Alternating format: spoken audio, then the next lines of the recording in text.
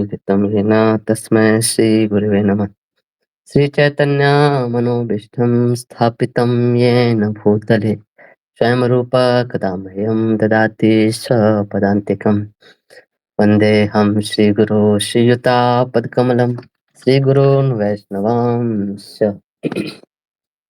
श्रीरूपं साग्रजातां सहगना रघुनाथान्वितं तं सजीवं साद्वैतं सावधूतं परिजनासहितं कृष्णचैतन्यदेवं श्रीराधाकृष्णपादान् सहगना ललिता श्रीविशाखान्वितं च नमो विष्णुपादाय कृष्णप्रेष्ठाय भूतले श्रीमते भक्तिवेदांत स्वामी निति नामिने नमस्ते सारस्वती देवे गौरवाणी प्रचारिणे निर्विशेष शून्यवादी पाश्चात्य देश तारिणे नमो महावदन्नाय कृष्ण प्रेम प्रदायते कृष्णाय कृष्ण चैतन्य नामिने गौरतुसे नमः। हे कृष्ण करुणा सिंधु दीनबंधु जगतपते गोपेश गोपिका कांत राधा कांत नमस्तुते तप्त कांचन गौरांगी श्री राधे वृंदावनेश्वरी वृषभानुसुते देवी प्रणमामि हरिप्रिये वाञ्छाकल्पतरुभ्यश्च कृपा सिन्धुभ्येव च पतितानां पावनेभ्यो वैष्णवेभ्यो नमो नमः। जय श्री कृष्ण चैतन्य प्रभु नित्यानंद श्री अद्वैत गदाधर शिवासादि गौर भक्तवृंद हरे कृष्णा कृष्णा कृष्णा हरे हरे हरे राम राम राम हरे हरे। हरे कृष्णा। तो आप सभी का स्वागत है भक्ति रसामृत सिंधु कक्षा में। तो हम लोग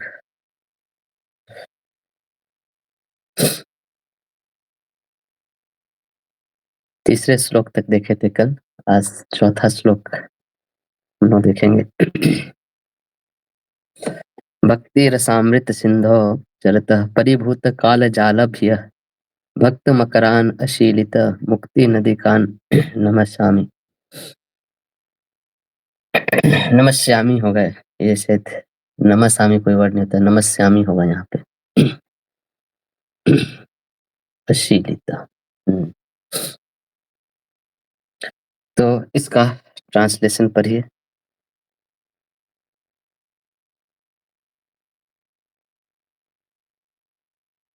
I offer my respects to the devotees who are like Makaras, kings among fishes, frolicking in the sweet ocean of devotional rasa, who disregard the insignificant rivers of liberation and who are free from fear caused by net of time.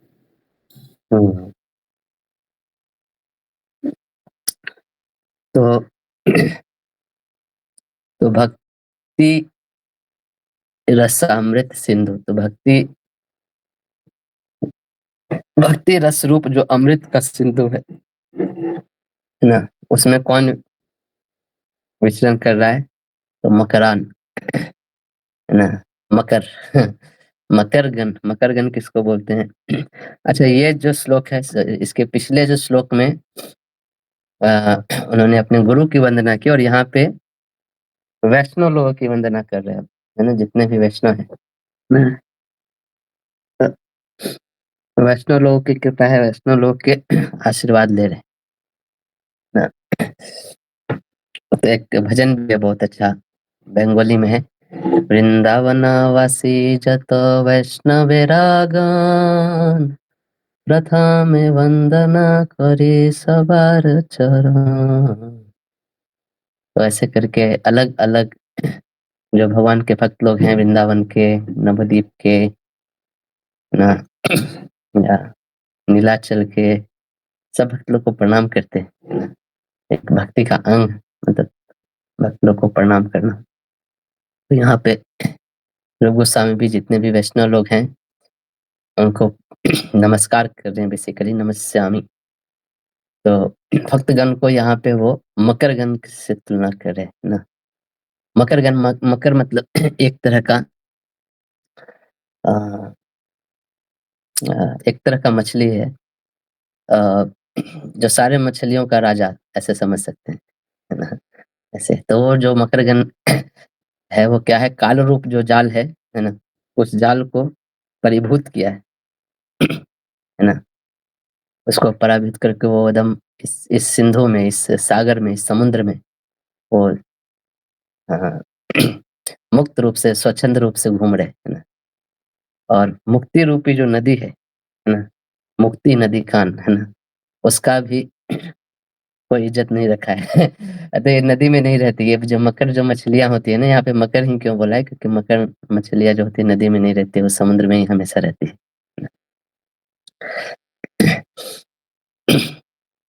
तो यहाँ पे जितने भी भक्त लोग हैं, भक्तगण हैं, उनकी वंदना कर रहे हैं, और भक्त ही वो मकर के समान है ना। मीन राज बोला जाता है मकर को, है ना।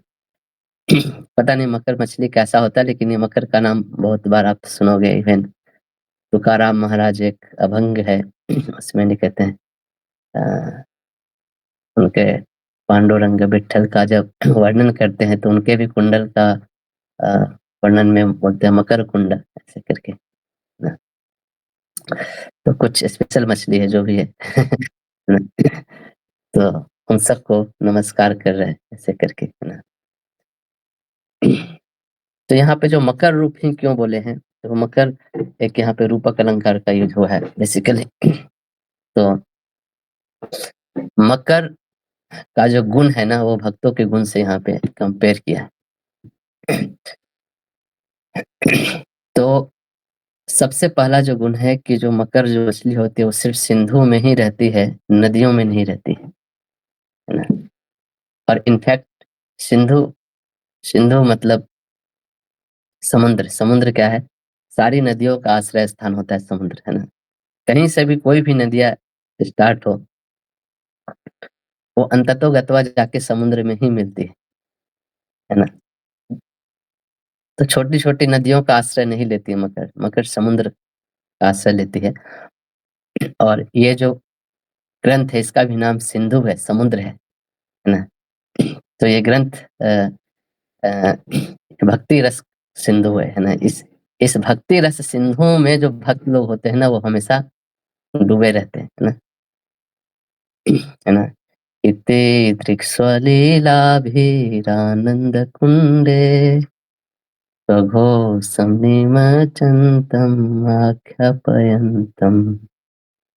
तो इति दृक्स्वलीला भी आनंद कुंडे, आनंद कुंडे मतलब आनंद के सागर में भक्त लोग गोते लगाते रहते हैं ना, भगवान की लीलाओं का मान करके। तो ये परमानंद स्वरूप है ये। तो मकर का एक गुण होता है कि वो हमेशा सिंधु में ही रहती है ना, इसीलिए यहाँ पे मकर बोल रहे हैं ना। और उसमें उसमें जब विचरण कर रहे हैं ये मकर लोग, तो कहने का मतलब उन्होंने मतलब नदी का कोई इज्जत नहीं दिया, नदी का कोई सम्मान नहीं दिया ना।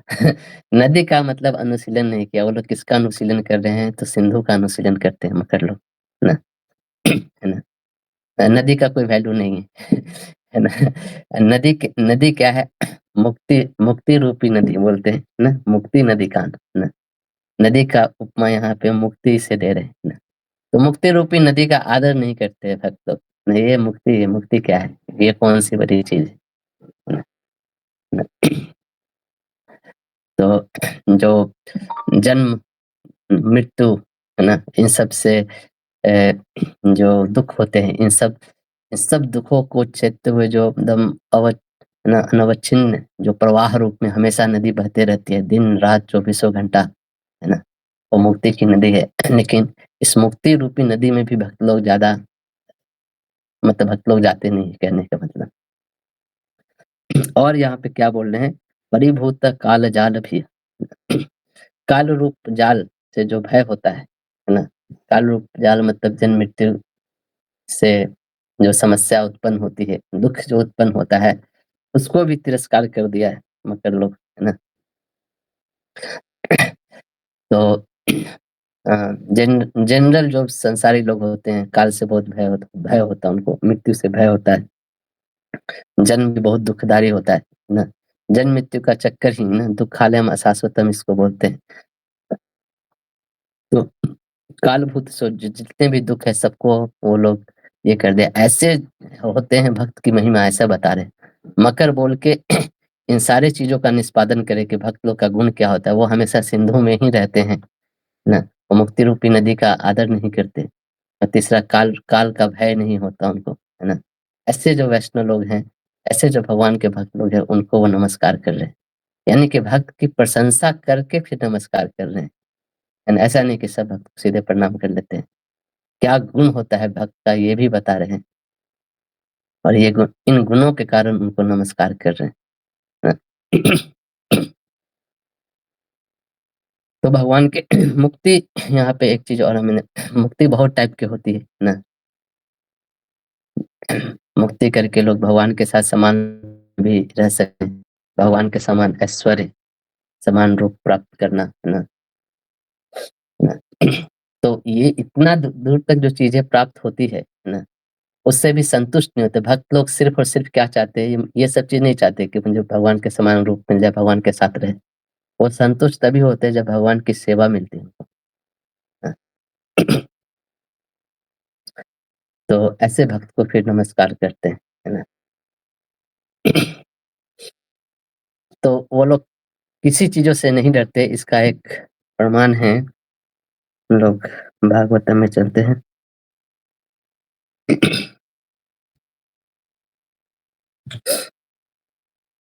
ये जो प्रसंग आता है ना, ये अजामिल कथा में आती है।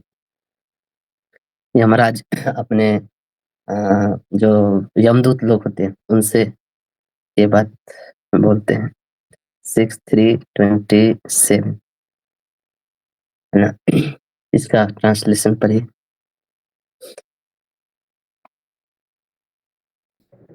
My dear servants, please do not approach such devotees.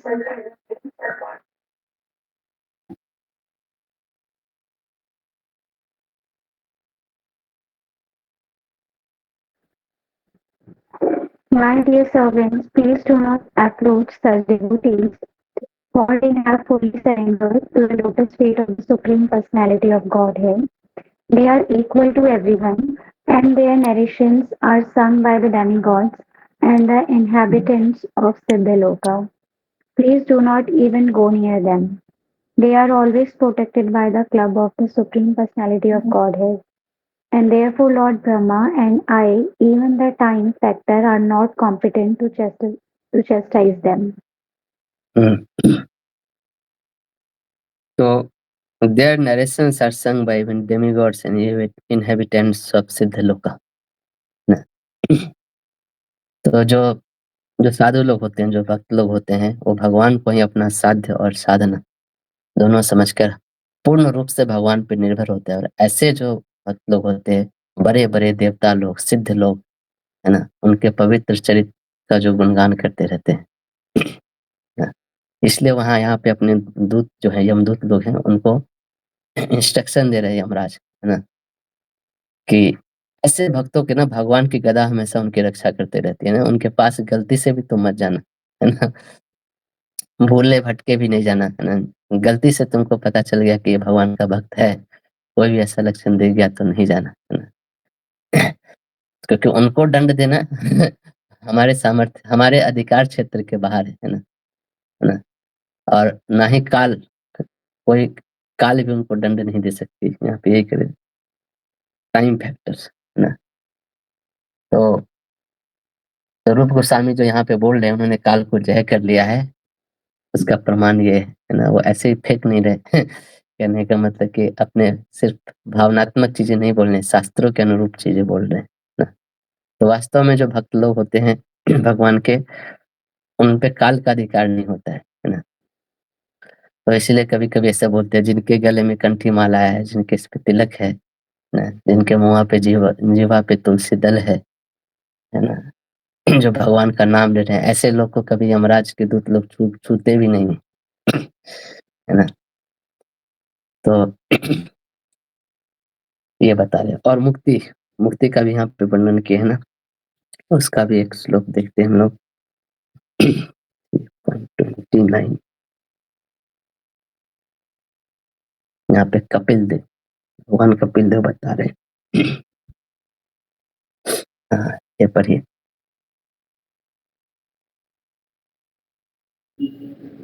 A pure devotee does not accept any kind of liberation. Salokya, Shasti, Samipya, Sarupya, or Ekatva, even though they are offered by the Supreme Personality of Godhead. तो जो निष्काम भक्त होते हैं, even भगवान के द्वारा, है ना, जो भगवान की सेवा में हमेशा रहते हैं, भगवान की सेवा छोड़ के उनको और कुछ नहीं चाहिए होता है ना, है ना। यहाँ पे अलग-अलग मुक्ति का वर्णन है। सालोक्य, साष्टी, सामीप्य, सारूप्य और सायुज्य। सालोक्य, सृष्टि, सामीप्य, सारूप्य और एकत्व और सायुज्य। 1 2 3 सालोक्य, साष्टी, 4 5 होता है यहाँ पे शायद, नहीं कि 4 ही होता है, 4 ही होता है। साष्टी, सामीप्य, सारूप एंड सायुज्य, है ना। तो ये सब भगवान देते हैं तो भी वो लोग नहीं लेते, कहने का मतलब ये है ना। एक और दिखाता हूँ।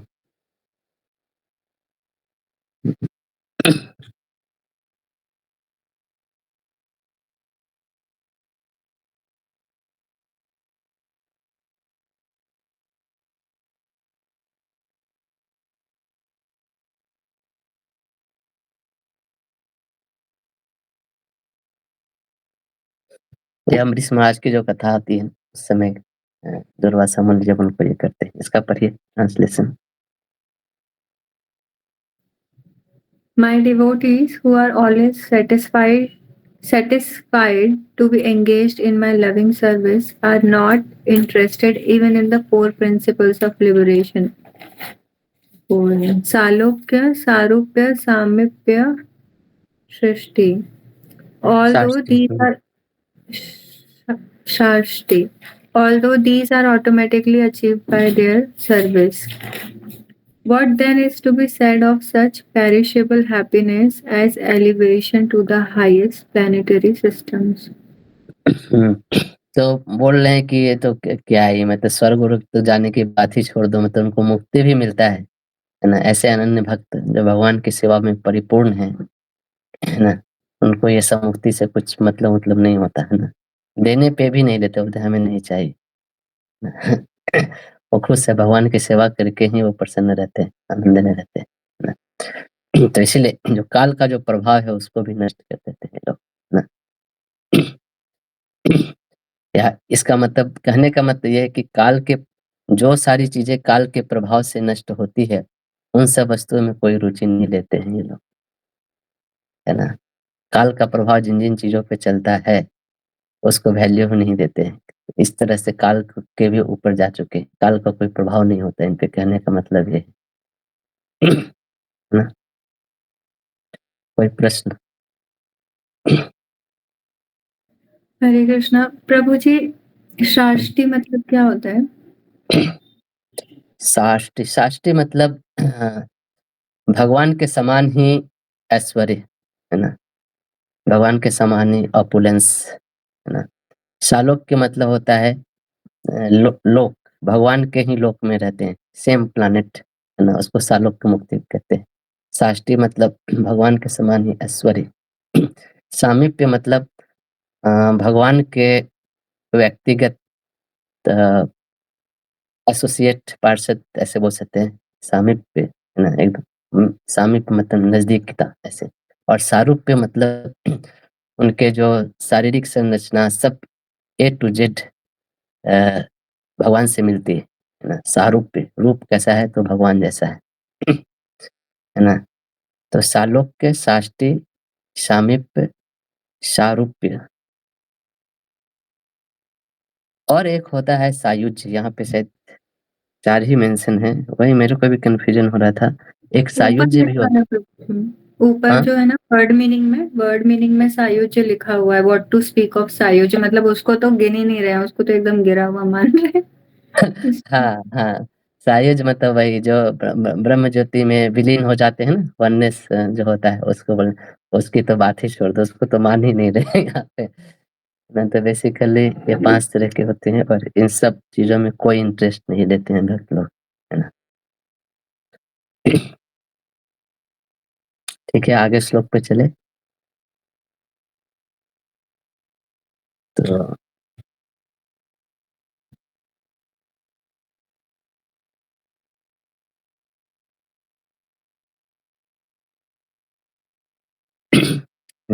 इस श्लोक संख्या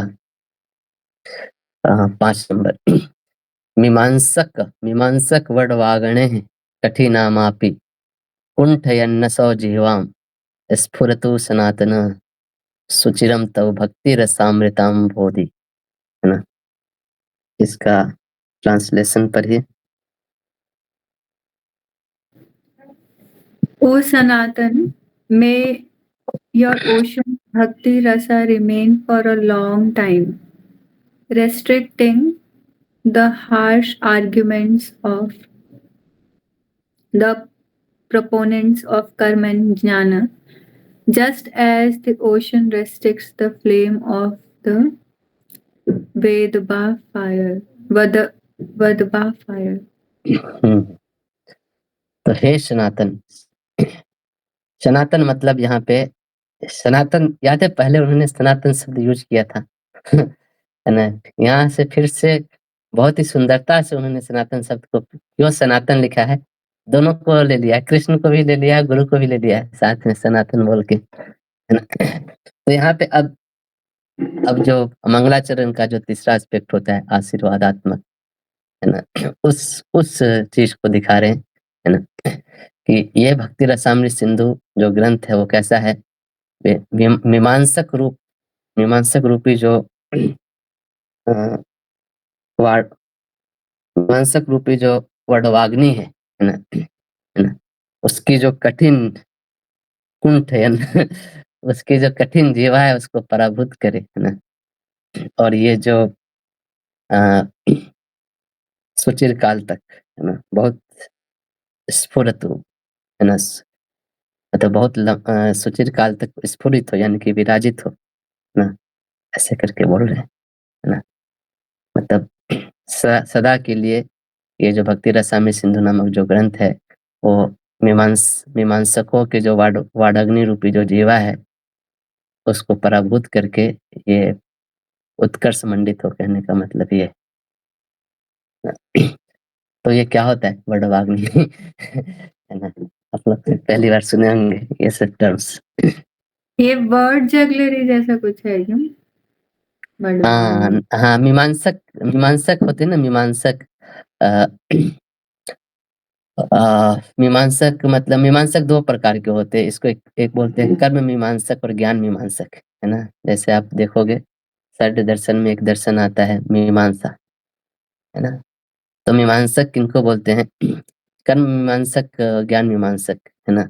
जो ज्ञान और कर्म योग के जो बहुत बड़े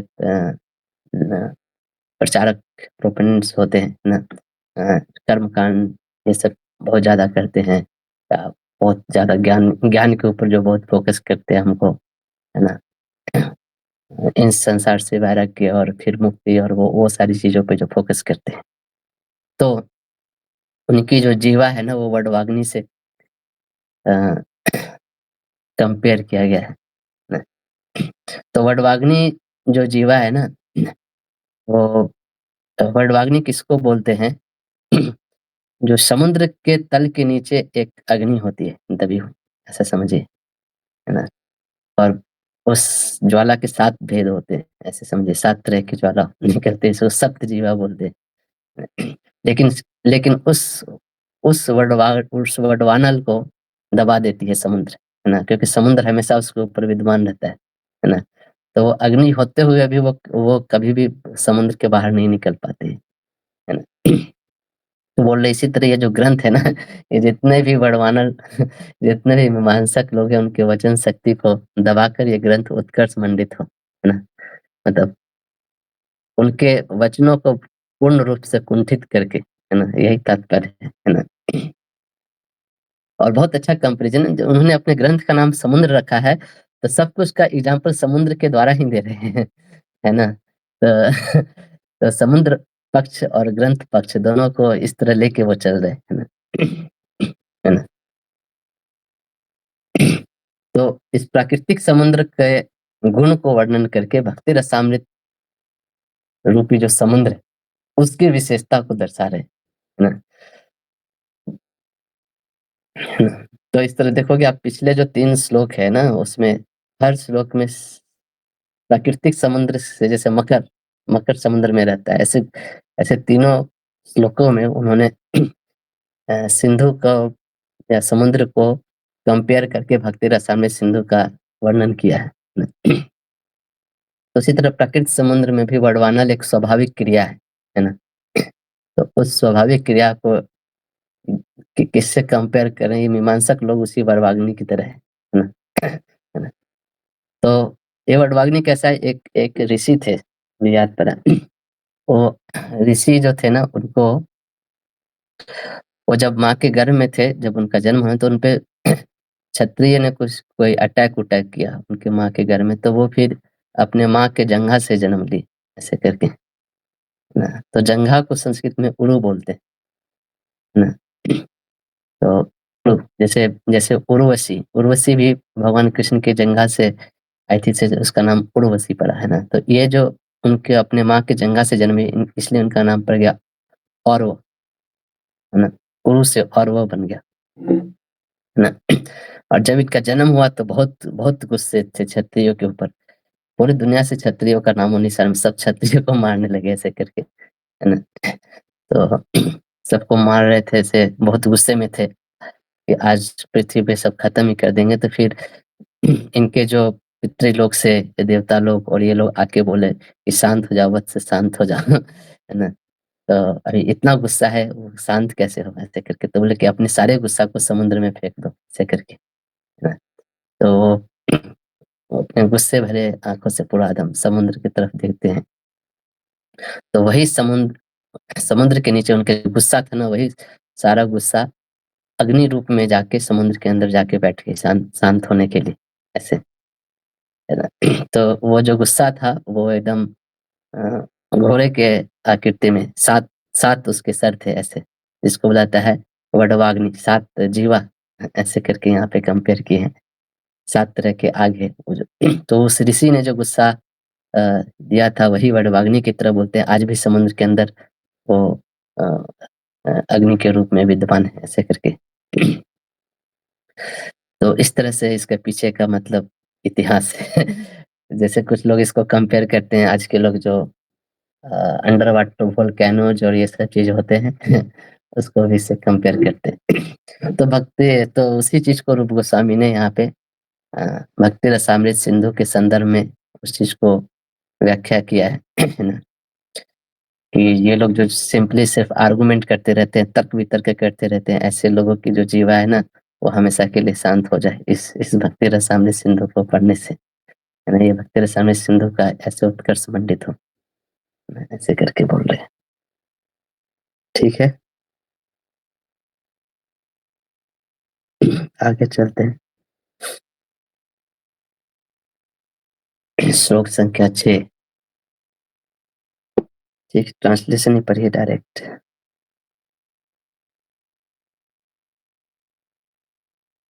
Although I am ignorant, I have undertaken this work concerning Bhakti Rasa related to Krishna, who is auspicious for the whole world, for the joy of my friends. हाँ, ऑल्दो आई एम इग्नोरेंट, तो यहाँ पे रूप गोस्वामी की विनम्रता है ना। तो अज्ञ अज्ञ ना भी, है ना, अज्ञ होने पर भी, है ना, लेकिन अज्ञ होने पर भी मैं ये ग्रंथ क्यों लिख रहा हूँ, ऐसे बोल रहे हैं ना। समस्त जगत के जो मंगल स्वरूप जो भगवान श्री कृष्ण है ना, उनका जो प्रसंग है, उसका मैं वर्णन इसलिए कर रहा हूँ क्योंकि भक्ति रसिक लोग जो हैं, जो सुहृद जन हैं, उनको आनंदित करने के लिए लिख रहा हूँ। अपनी महिमा मंडित करने के लिए नहीं लिख रहा हूँ, है ना? अपने निज पांडित्य को दिखाने के लिए नहीं लिख रहा हूँ, है ना? है ना?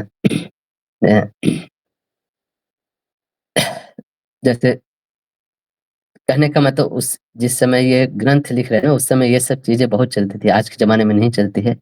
तर्क-वितर्क लोग अपने पांडित्य का प्रदर्शन बहुत करते थे, है ना?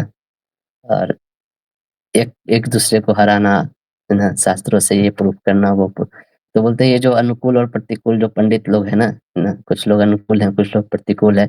इनके समस्याओं का समाधान, इनके प्रश्नों का समाधान करने के लिए शक्ति मुझ में नहीं है ना? मैं तो मतलब मूर्ख आदमी हूँ, है ना? मैं कहाँ इन लोग के सामने क्या ही हूँ ऐसे करके, है ना? तो ये लोग इन लोगों के जितना मेरे में शक्ति नहीं, इसलिए अपने आप को अज्ञ बोल रहे हैं, है ना?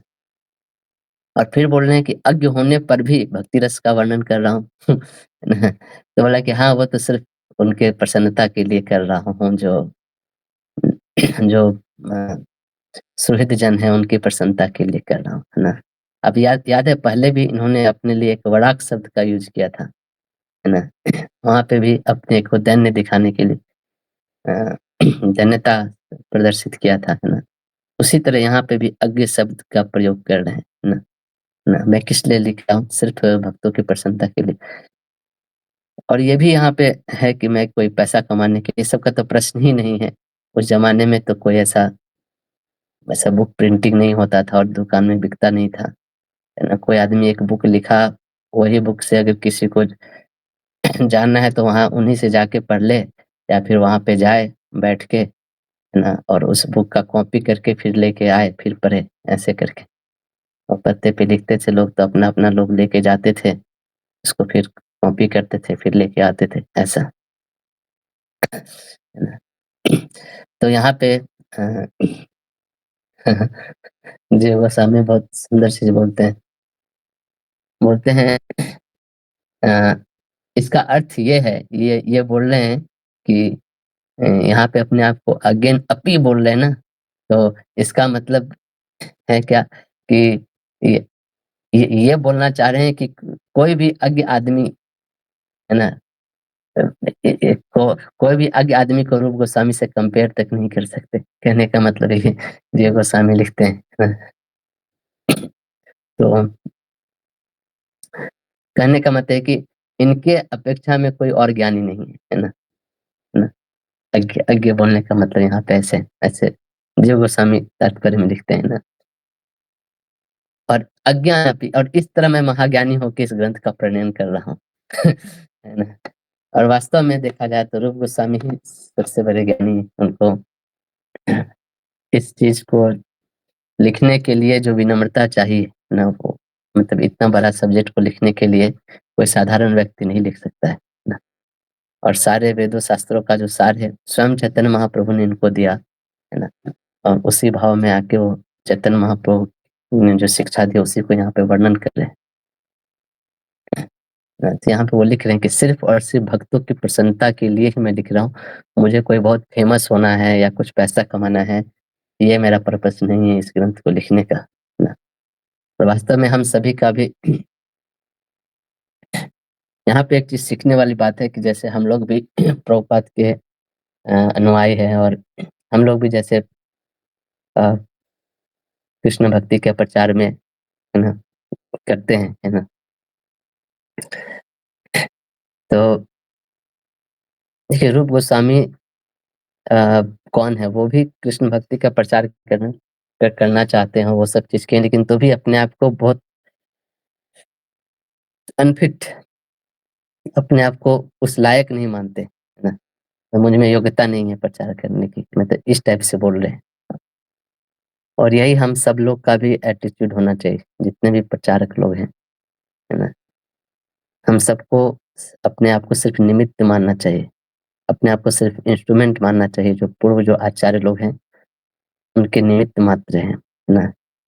सब कुछ वही कर रहे हैं, हम सिर्फ़ इंस्ट्रूमेंट बने, हम उनके सिर्फ़ अ, पद चिन्हों पे चल रहे हैं, है ना? अगर हम लोग कुछ कर पा रहे हैं, कुछ अगर संसार में कुछ लोगों को बेनिफिट हो रहा है मेरे द्वारा ना, तो मेरे द्वारा हो रहा है ना, मैं नहीं कर रहा हूँ किसी का बेनिफिट ना, ऐसे समझना चाहिए ना। जैसे कोई व्यक्ति कलम से कुछ साइन करता है, मान लीजिए कुछ लिखता है या कुछ साइन करता है, तो साइन किसका माना जाता है? उस व्यक्ति का माना जाता है, कलम का माना जाता है। तो बोलते हैं ना कि ये जैसे सीता माता जी ने साइन किया, बच्चे को नोटबुक पे साइन करते हैं मार्क्स देने के बाद नीचे, तो बच्चे लोग क्या बोलेंगे, ये रेनॉल्ड्स पेन का साइन है या सीता माता जी का साइन है? तो सीता माता जी का साइन ऐसे बोलेंगे ना। रेनॉल्ड्स पेन क्या है, वो सिर्फ एक माध्यम है ना। तो तो जो भी प्रचार कर रहे हैं, जो भी कुछ कर रहे हैं, ये ऐसे आचार्य हुए हैं जो भगवान के प्रेमी हैं, भगवान के पार्षद है ना, भगवान के भक्त है, वही लोग प्रचार कर रहे हैं। और हम लोग का मूड होना चाहिए, बस उन्होंने जो किया है उसी को बस यहाँ से उठा के वहाँ पे बता रहे हैं, बस और कुछ नहीं। तो रूप गोस्वामी जो हमारे आचार्य, जो मेन आचार्य हैं चैतन्य महाप्रभु के बाद ना, हमारे संप्रदाय में जितने भी लोग हैं सबको रूपानुग बोलते हैं। तो यहाँ पे अपने उन्हीं का उदाहरण देख के हमें सीखना चाहिए कि उनका मूड क्या है ना, जब वो इतना महान ग्रंथ लिख रहे हैं लेकिन अपने आप को अज्ञ बोल रहे हैं, है ना। और हम लोग थोड़ा-सा कुछ ऐसे कर देते हैं, जाके लोगों को प्रचार कर देते हैं, तो 2 दिन तक नींद नहीं आती। सोचते हैं कि बाप रे! कितना बड़ा काम करके आए हैं। है ना? तो सीखना चाहिए ये चीज़ रूप गोस्वामी से। ठीक है, आगे चलते हैं। श्लोक संख्या 7। ट्रांसलेशन पढ़िए इसका।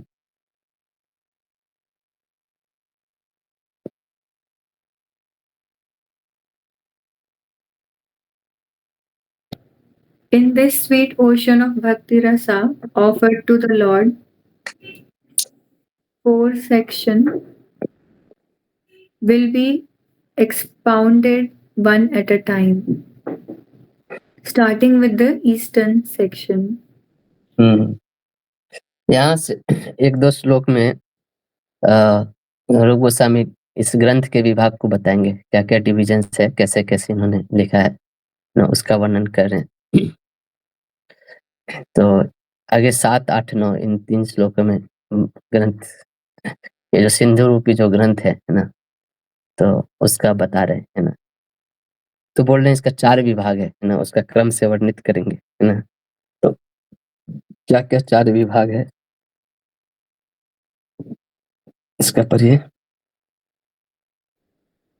The Eastern Ocean defines the different types of bhakti. This will be discussed in 4 successive waves. Chapter. हाँ, तो बोल रहे 4 विभाग है, ईस्टर्न, साउदर्न, वेस्टर्न और नॉर्दर्न, है ना। और पूरब, दक्षिण, पश्चिम, उत्तर, ऐसे करके मतलब क्लॉकवाइज डायरेक्शन में। तो इस चारों विभाग में फिर 4 लहरी हैं, जैसे इसमें बोल रहे हैं ईस्टर्न जो ओशन है ना, जो पूर्वी भाग है ना, तो उसमें 4 लहरी है, उसका पहले वर्णन करेंगे, ऐसे करके बता रहे हैं ना। तो हमें लगता है ये चीज़ हम लोग डिस्कस किए थे पहले एक बार, है ना, कि कैसे-कैसे क्या-क्या डिवीजन है। तो इस सब श्लोक को बस तेजी से निकालिए। हाँ, 9वां पढ़िए। The first wave of the Eastern Ocean is concerned with bhakti in general. The second wave describes sadhana bhakti. The third wave describes bhav bhakti. The fourth wave describes prema bhakti. हाँ, तो पहला जो है वो सामान्य भक्ति का निरूपण करेंगे, दूसरे में फिर साधन भक्ति का निरूपण करेंगे, तृतीय में फिर भाव भक्ति का, और चतुर्थ लहरी में प्रेम भक्ति का निरूपण होगा। तो इसको मतलब इसी अनुक्रम में वो करेंगे, है ना। ठीक है, आगे पढ़ते हैं। In the first wave, to clearly describe the superiority of bhakti to other processes, the unique characteristics of Uttama Bhakti as approved by the Acharyas will be related. तो जो पूर्व विभाग के जो प्रथम लहरी है ना, उसमें से स्पष्ट रूप से भक्ति के उत्तम सुपीरियरिटी, उत्तम जो वैशिष्ट है ना भक्ति का, उसके बारे में वर्णन करेंगे। जो पहले के जो महाजन लोग हैं, है ना, जो पहले के जो आचार्य लोग हैं, उनसे जो सम्मत है, कहने का मतलब ना, उत्तम भक्ति के क्या लक्षण होता है, उन सब चीज का पहले मैं वर्णन करूंगा, है ना। तो यहाँ पे बोलने कि मैं अलग अलग भक्तियों का मतलब वर्णन नहीं करूंगा, है ना। जैसे इतने प्रकार के भक्ति होते हैं, ये होते हैं, वो होते हैं। जैसे सुना होगा ना आपने, नवधा भक्ति होते हैं, सात्विक भक्ति, रासिक भक्ति, कर्म मिश्रित भक्ति, योग मिश्रित, बहुत बहुत तरह के ये भक्ति के प्रकार है। तो मैं इन सब चीजों का वर्णन नहीं कर रहा, मैं ये बताने की कोशिश करूंगा कि जो एक उत्तमा भक्ति होती है ना, इन सब का जो कॉमन जो चीज है कि भक्ति के प्रकार नहीं, भक्ति उत्तमा भक्ति किसको बोलते हैं, उसको, उसके लक्षण को यहाँ पे प्रदर्शित करूंगा, है ना। भक्ति के वैशिष्ट को बताऊंगा, है ना। जैसे जैसे अलग अलग जगह पे, जैसे कभी कभी भक्ति अन्य अभिलाषिता और ज्ञान कर्म आदि से आवृत होती है ना, तो वो पूर्ण रूप से बलशाली नहीं होते, है ना। मतलब पूर्ण रूप से बलशाली तब होती है जब वो अपने प्योर फॉर्म में होती है ना, है ना। जैसे एक श्लोक दिखाता हूँ मैं, पर ये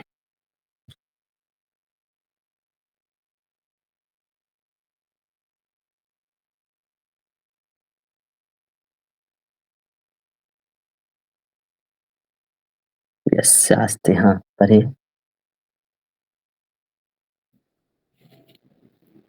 All the demigods and their exalted qualities, such as reason, knowledge, and renunciation, become manifest in the body of one who has developed unalloyed devotion for the Supreme Personality of Godhead,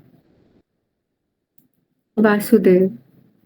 On the other hand, a person devoid of devotional service and engaged in material activities has no good qualities.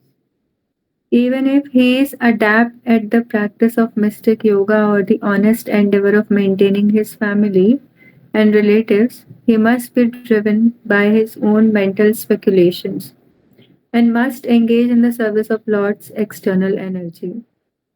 How can there be any good quality in such a man? तो यहाँ पे जो भक्ति है, उसके मतलब उत्तम गुण को बताया जा रहा है, उत्तम भक्ति के गुण को बताया जा रहा है, करने का मतलब वो पूर्ण रूप से बलशाली होते हैं ना। जो आदमी भगवान की निष्काम रूप से भक्ति करता है ना, उसके हृदय में समस्त देवतागण, धर्म, ज्ञान, सब सद्गुणों एक साथ निवास करते हैं ना। और जो भगवान का भक्त नहीं है उसके पास ये सब गुण कहाँ से आएंगे, कहने का मतलब ये है ना।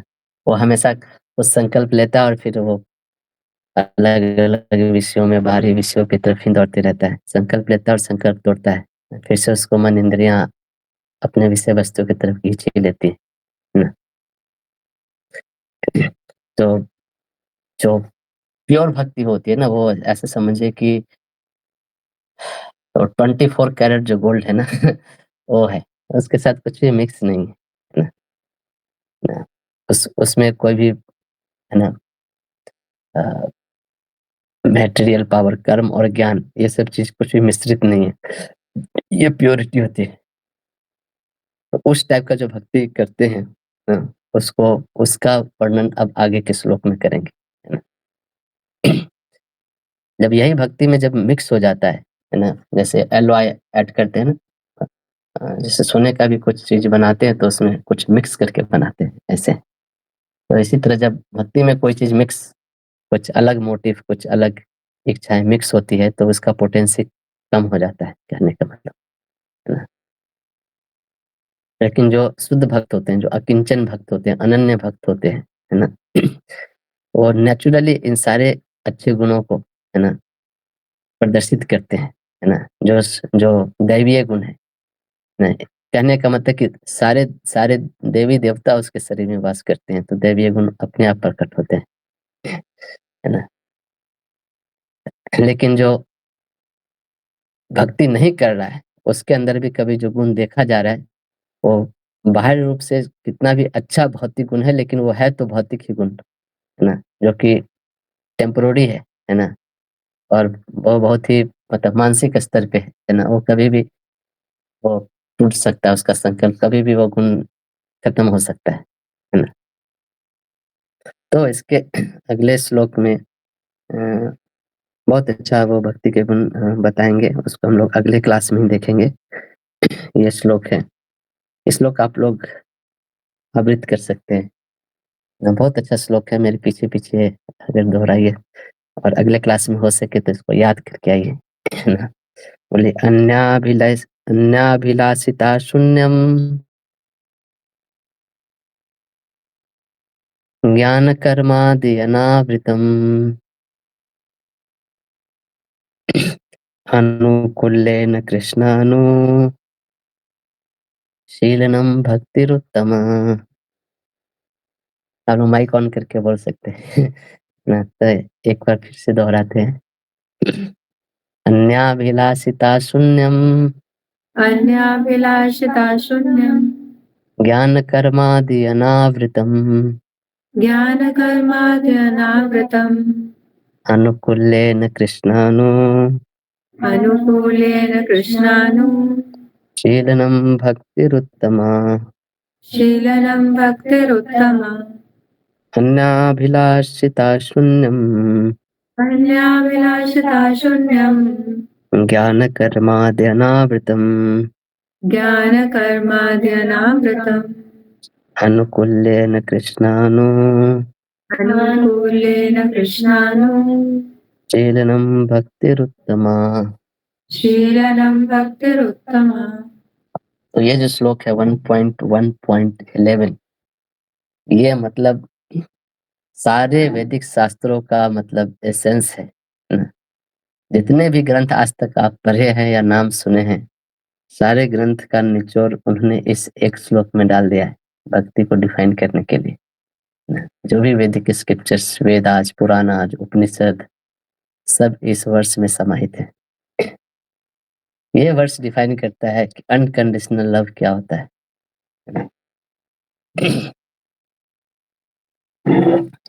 ये बोल रहा है कि वन शुड नॉट हैव अन्याभिलाषिता, कोई डिजायर नहीं, कोई लस्ट नहीं होना चाहिए, है ना? No other desire, no intense desire except the desire to love and serve Krishna, है ना? वो उत्तमा भक्ति है ना? है ना? तो वास्तव में जो सारे भक्त जो सारे शास्त्र है, उन सबका निचोड़ ये है कि भगवान के प्रति अ, जो प्रेम, सब लोग प्रेम खोज रहे हैं वास्तव में, है ना? सारे चीज यही सिखाना चाहते हैं, सबका जो उद्देश्य है यही है।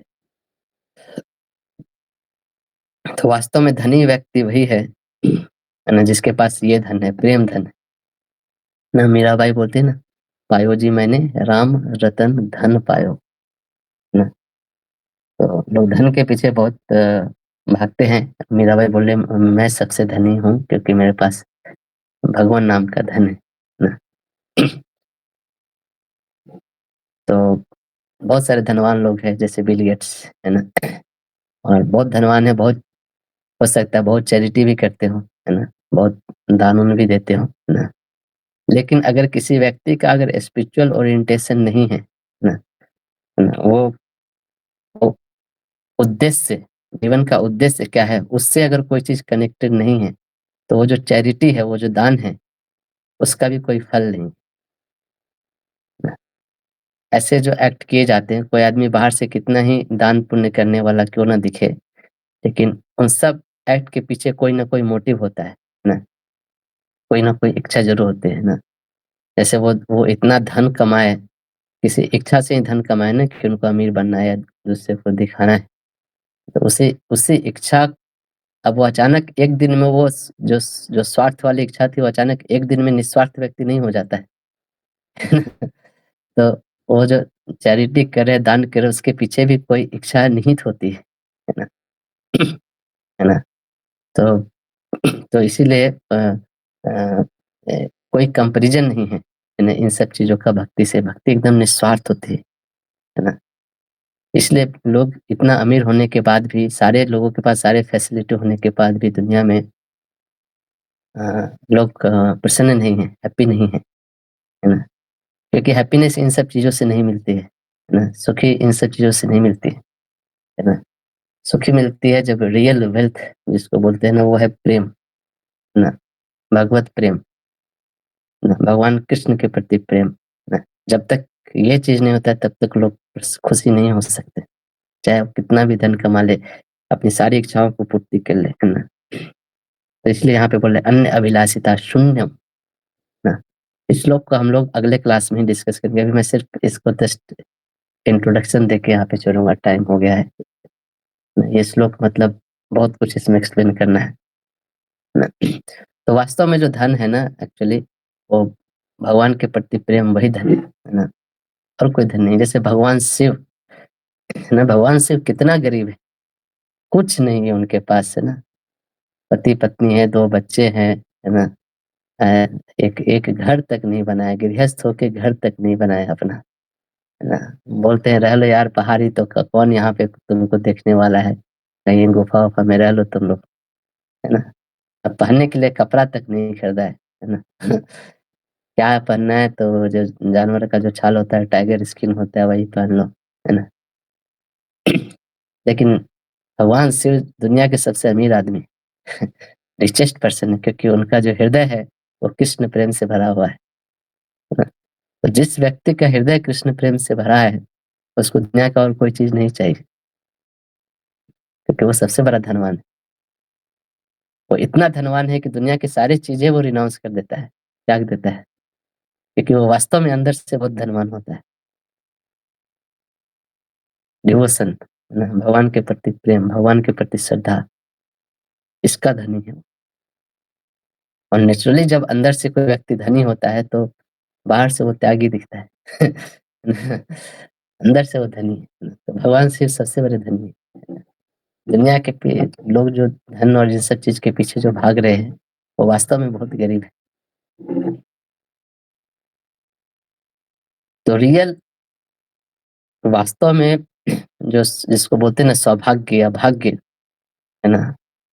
तो वास्तव में सौभाग्य तब है जब हम हमारे जो भौतिक जो दोष हैं, भौतिक गुणों से जो हम बंधे हुए हैं, इन सब से जो व्यक्ति फ्री हो गया है, इन सब से जो मुक्त हो गया है, वही वास्तव में सौभाग्यशाली है। लेकिन हर जीव अपने-अपने इच्छाओं के कारण, उस इच्छा की पूर्ति के कारण इस भौतिक गुणों में फँसा हुआ है ना? और फिर इस भौतिक गुणों में फँस के फिर उसके अंदर तुम बोलो ये आदमी अच्छा है, ये आदमी खराब है, इसमें ये गुण है और इसमें ये वो गुण है, ये सब कुछ गुण नहीं है। वास्तव में गुण यही है कि व्यक्ति भक्ति भक्ति वाला गुण है, तभी उसमें वास्तव में गुण है। अदरवाइज़ इस भौतिक प्रकृति के अंदर जो भी गुण देख रहे हैं, वो सब अवगुण ही है, चाहे वो अच्छा है या खराब है ना? प्रभुपाद इसको बोलते थे, whether it is a dry stool और wet stool, stool is a stool. ऐसे करके बहुत ये बोलते थे ना। किसी भी व्यक्ति के अंदर जो भी आप गुण देख रहे हो, अगर उसमें भक्ति वाला गुण नहीं है, तो वो वही है, स्टूल ही है ना? तो बहुत अच्छा से इस डेफिनेशन को हम लोग समझेंगे। इस पे बहुत टाइम देने वाला ये श्लोक है ना? तो हम सभी को इस चीज़ के लिए प्रयास करना चाहिए, है ना? जैसे नया साल आया तो हमें संकल्प, नया साल तो हमारे लिए सब हर दिन एक संकल्प लेना चाहिए, है ना? जो कृष्ण भक्ति है ना, जो कृष्ण प्रेम है ना, उसको पाना है, इसका संकल्प लेना चाहिए। One should have only one desire and nothing else, है ना? बहुशाखा नहीं होना चाहिए। बहुशाखा समझ रहे हैं? मैनी अलग-अलग डिज़ायर, मेरे को एमएलए बनना है ना? मुझे बॉयफ्रेंड चाहिए, गर्लफ्रेंड चाहिए, है ना? मुझे सीए बनना है ना? मुझे आईएएस बनना है। ये सब कुछ डिज़ायर नहीं होना चाहिए। एक संकल्प, एक दृढ़ व्रत होके रहना चाहिए, है ना? सुबह उठते से रात में सोते समय तक एक ही यही प्रैक्टिस होना चाहिए, ओनली कृष्ण और कुछ नहीं, है ना? हर एक सांस जब हम लेते हैं, उस हर एक सांस में भगवान का स्मरण, हर एक सांस इसलिए ले रहे हैं क्योंकि वो भगवान की सेवा है। हर एक हार्ट बीट जो हमारा हो रहा है, वो सिर्फ भगवान के शुद्ध भक्ति के लिए इच्छा कर रहा है। हर एक जो सांस ले रहा है, यही इच्छा कर रहा है कि हम भगवान को प्रसन्न कर रहे हैं कि नहीं। इनफैक्ट हमारा जो पर्पस है सांस लेने का, वो कृष्ण प्रेम होना चाहिए।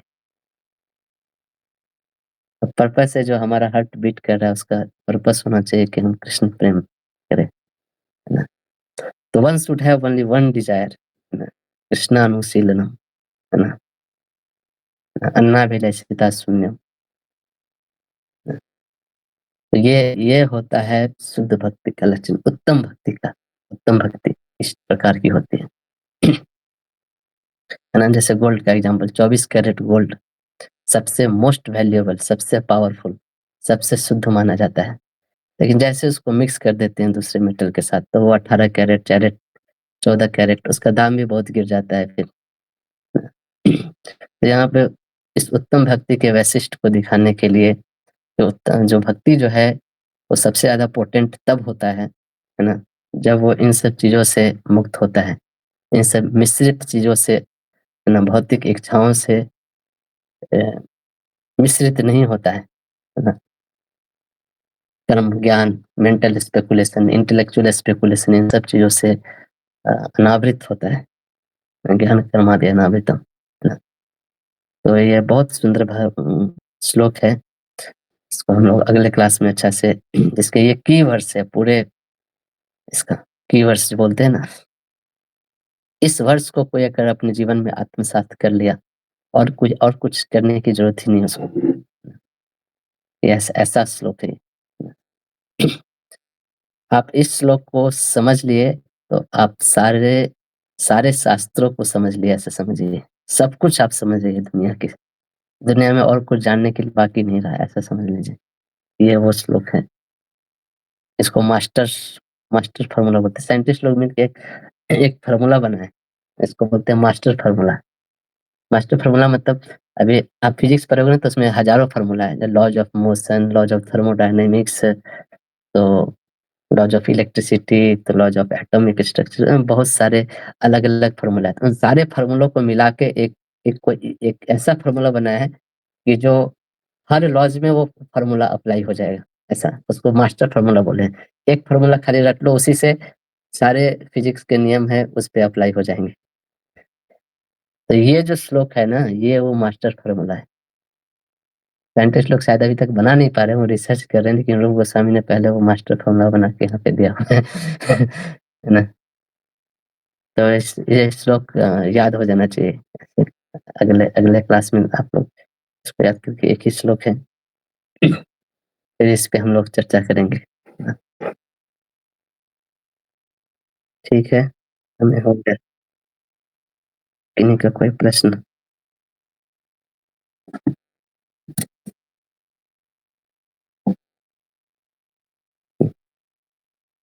ठीक है, तो यहीं पेंड करते हैं। श्रील प्रभुपाद की जय, भक्ति रसामृत सिंधु ग्रंथ की जय, श्रील रूप गोस्वामी की जय।